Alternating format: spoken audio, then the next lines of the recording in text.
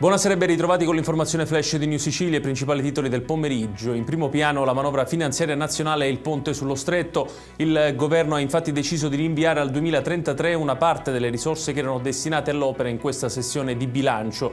La cifra distratta dal ponte è di 780 milioni per via dei rallentamenti dovuti alla bocciatura della Corte dei Conti sull'opera. Intanto a Palermo all'Ars entra nel vivo l'esame della manovra regionale, brutto avvio in aula per la maggioranza che va subito sotto su un emendamento presentato dal Movimento 5 Stelle per cui Governo e Commissione Bilancio avevano dato parere contrario e che destina 9 milioni di euro in 3 anni ai piani di edilizia scolastica pubblica.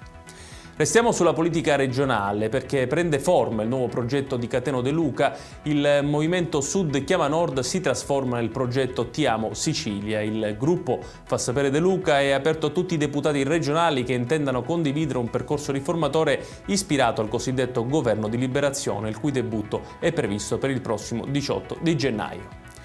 Boom per il Sicilia Express, l'iniziativa della regione pensata per permettere a migliaia di siciliani che vivono e lavorano fuori dall'isola di rientrare a casa in treno durante le festività natalizie. In soli 30 minuti sono stati venduti oltre 2000 biglietti con diverse date già esaurite.